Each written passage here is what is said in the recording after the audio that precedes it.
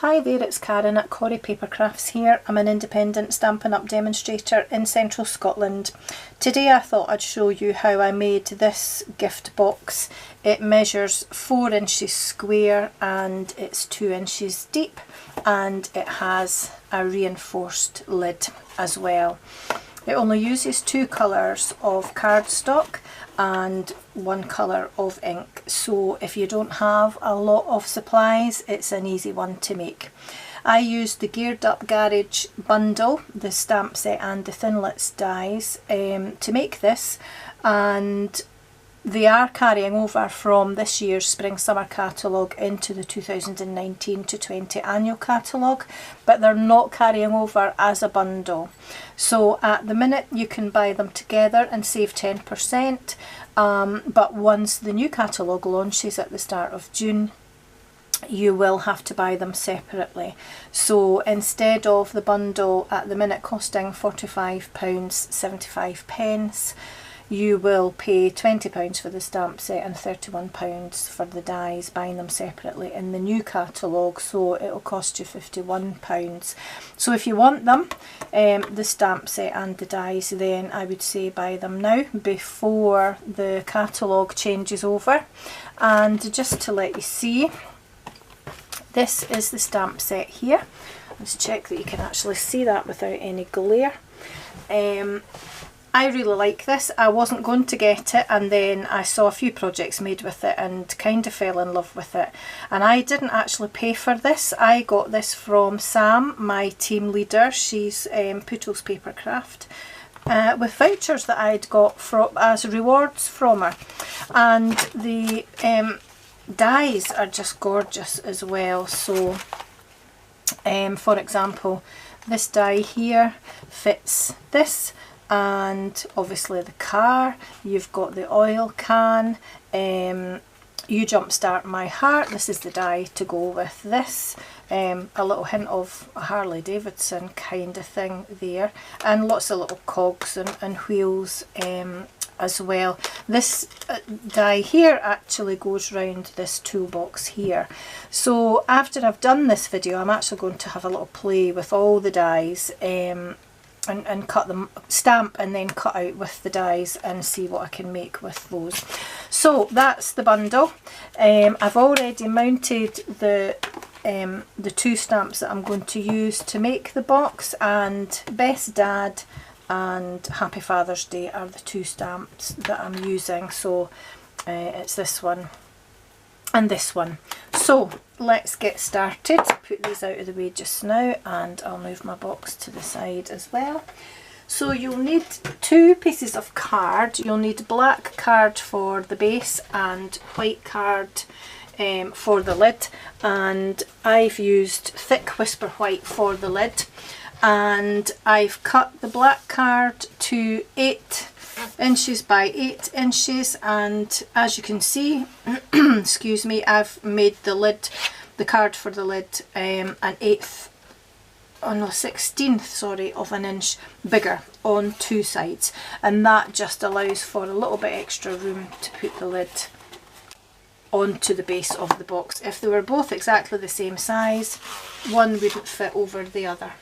So if I could find my scoring tool for the base, all you're going to do is score on all 4 sides at 2 inches. So really easy. Gives you a nice deep box, but big enough to pop in some goodies. I'll probably make these for my dad and my father-in-law for Father's Day, and I'll put some sweeties in, I think. So before I score the lid, I'm actually going to stamp it. It just makes it a little bit easier. So I'm going to stamp my Best Dad, and I'm just using my basic black ink. It's a linen stamp, so you have to kind of dot and twist. So I'll try and do this as quickly as I can. Just randomly stamping all over the card. It doesn't have to be perfect, and you don't have to go right to the edges either. And I think what I did the last time was I actually forgot that it's hard to know which way the lid's facing once you've put your box together, so I really need to remember to keep turning my card, I think, round, which is probably the easier way to do it.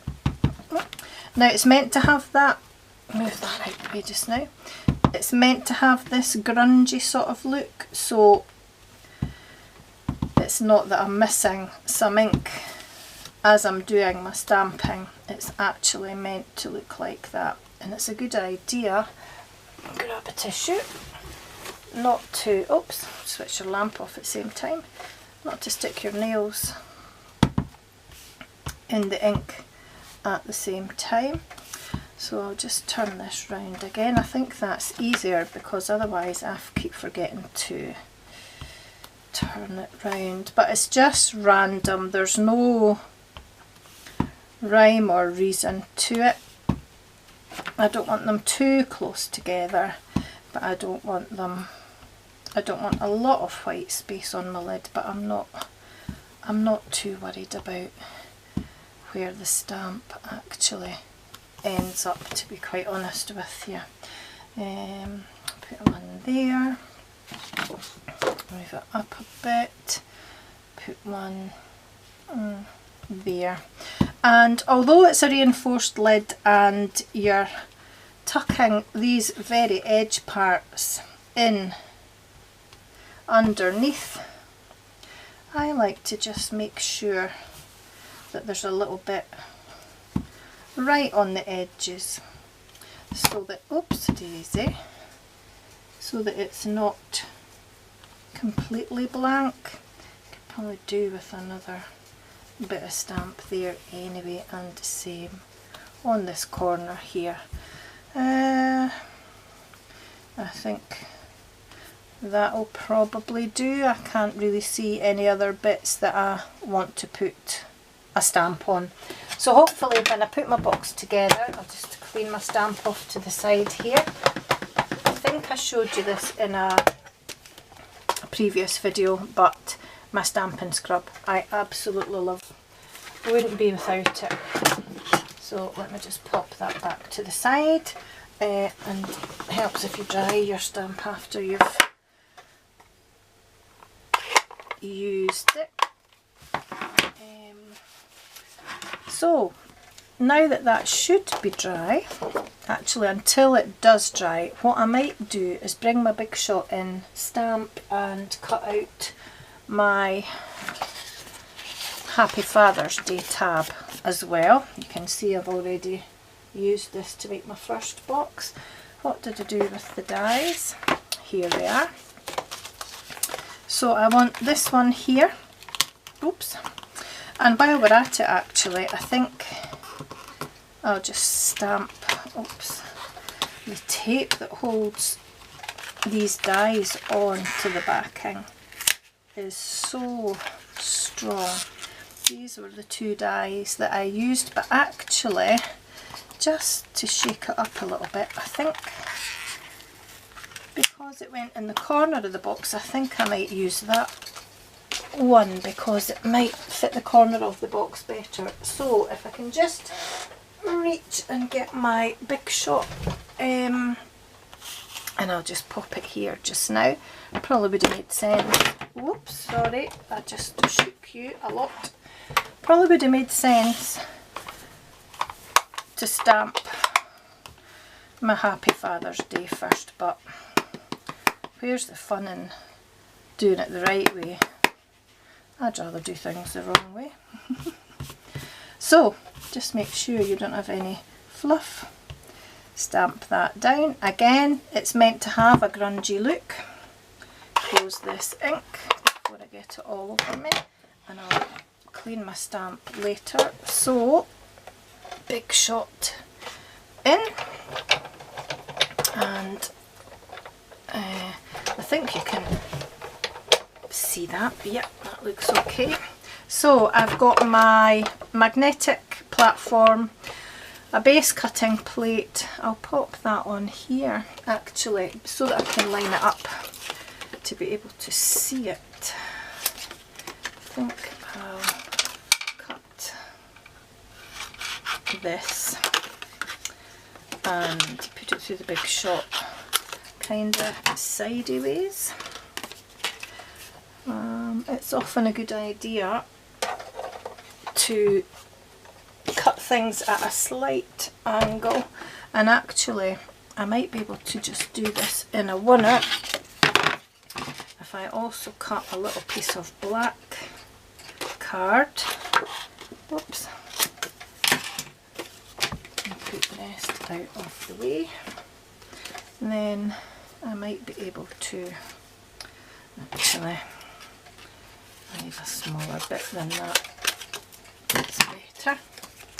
I might be able to cut both at the same time. So cutting side of the dies down the way,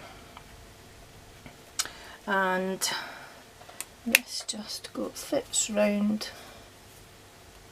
I hope I've not just popped my head underneath the camera and let you see my windswept hair. I've cleaned out the guinea pigs and the rabbits and I've been to the tip, and it's really windy here, so I haven't bothered brushing my hair since I came home, so you've probably just had a lovely view of that. Pop this top plate down just without moving. The cogs don't matter, but the Happy Father's Day sentiment, I don't want it to move. And hopefully that's cut through. Let's have a look. Yep. And this has cut through as well, so that's excellent. So let's just get all this back out of the way just now. Pop it on the floor. Oops. And whoops. There's my Happy Father's Day, and here are my little cogs. So all I want to do is pop out the circles in the middle, because we don't need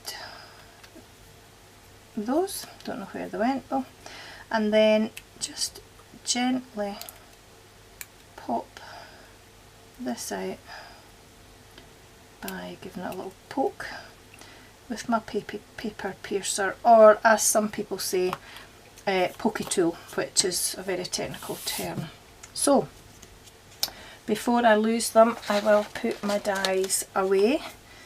As I said, my team leader's called Sam, and she very rightly says don't put it down, put it away, which is very sensible advice. So I'll pop those on there and move them out of the way. Excuse me, and then bring my scoring board back in and hopefully not give you too much glare.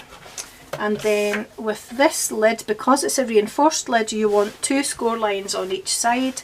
So I'm going to score at 7/8, is that the right end? No, 7/8 of an inch rather than 1 inch, because I don't want it to curl round when I fold this over. If I scored that at 1 inch and then at 2 inches, the risk is that there's a little bit of overlap. Not so bad with designer series paper, but this is Whisper White thick card, so I just want to stop it short of the 2 inches score line when I fold it over. So 7/8 and 2 inches again. I hope that just made sense what I said there. Scored it at 7/8 and at 2, and last side at 7/8 and at 2. So get rid of the scoreboard and then we can put our box together. So I'll fold and burnish. Excuse me, got a touch of hay fever today, which is not fair because it's not great weather today. It's quite windy and a bit rainy. And oops, while we're at it, I'll just fold and burnish all the score lines on my lid as well.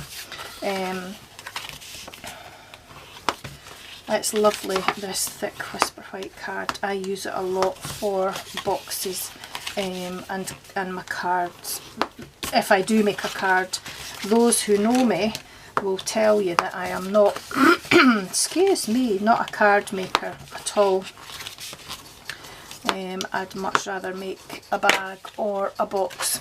So I'm going to have a wee sip of my tea because my throat really is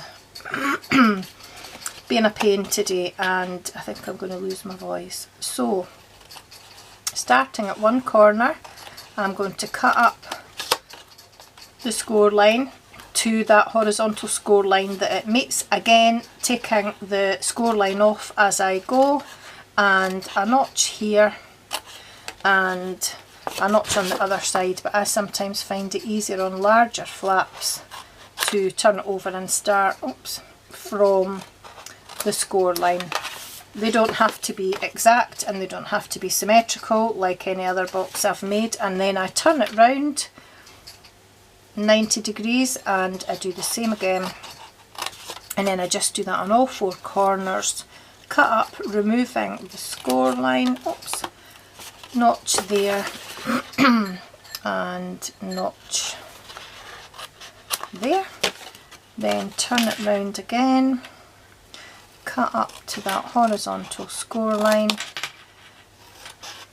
notch here, removing that score line with the bit that you've notched off, do the same again on the other side, and then turn it round to the last side, and again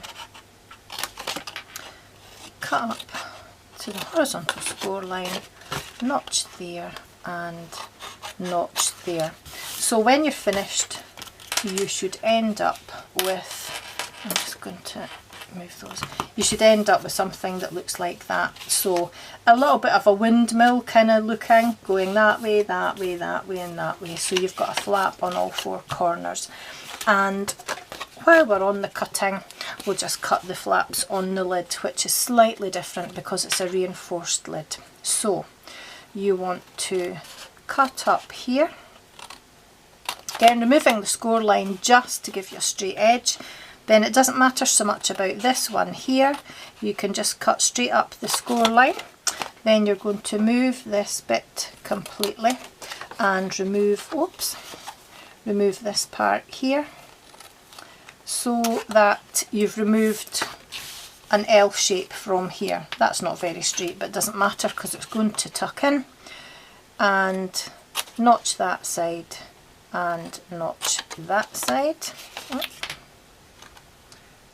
Furry corner, and then a slight notch on here, and again, oops a daisy, Karen, you're going to turn it round and do exactly the same again, and just keep turning it round and doing the same on all four corners. So again, move a score line on the first cut, second cut you can just cut up the score line, remove that bit, and a notch here and a notch here, and just notch that slightly again, cut up here, removing the score line, and that just gives you a straight edge because that will be seen on the outside of your box, just this part here. Cut up the score line on that one because it's not quite so important, notch to remove that,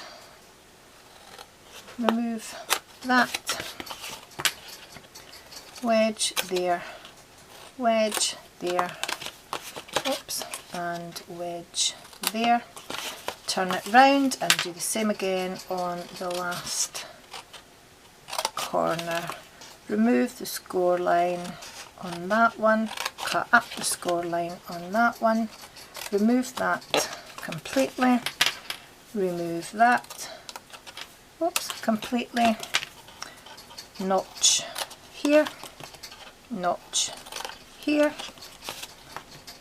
just take off any little furry corners, and then notch here, and that's all your cutting done. So by the time you're finished you'll have a lid that looks like this. So ignoring all these parts just now, you'll see that you've still got the same windmill effect that you had with the base, but you've got these extra bits which will all fold over like that to make your reinforced lid once you put it together. So to put the base together, I'm going to pull my chair in a little bit, I'm kind of getting awful far away. You want to, oops, there's a guinea pig coughing. Turn it over and add a little bit of tear and tape up that score line there, right at the edge. And again, my trusty ruler. Then this score line here.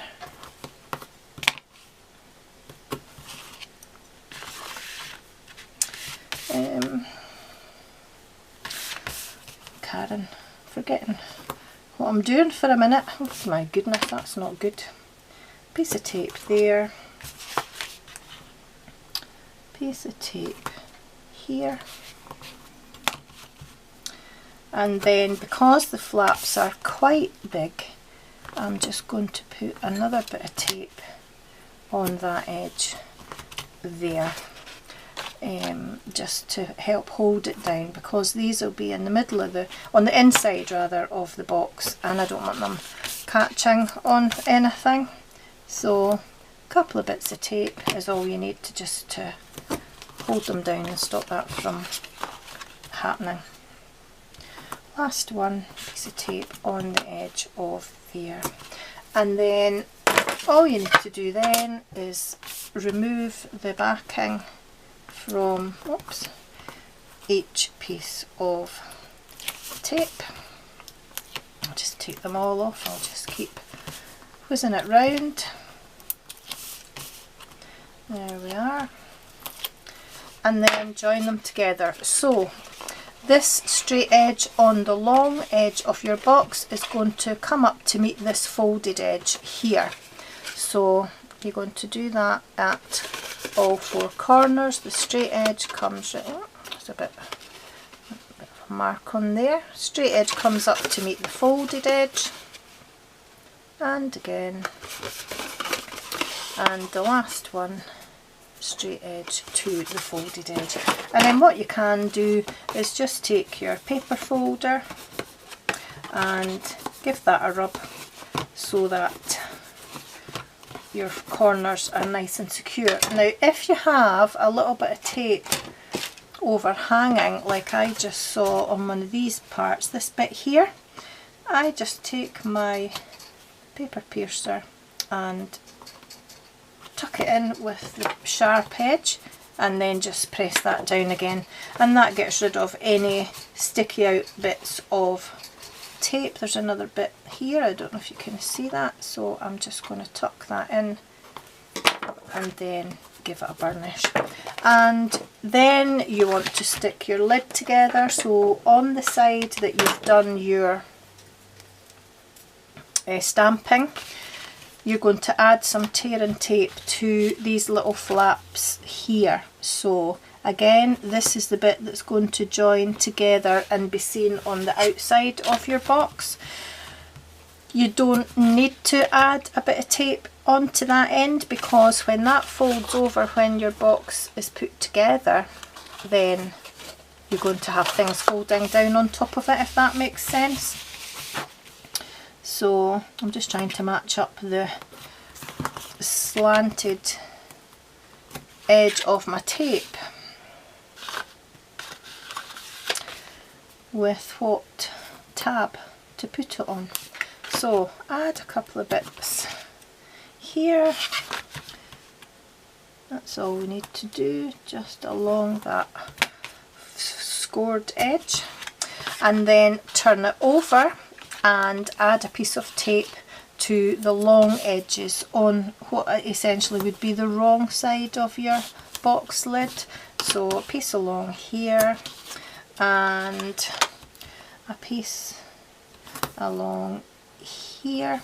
Don't take it right to the edge, you don't have to put it right up to the edge at all.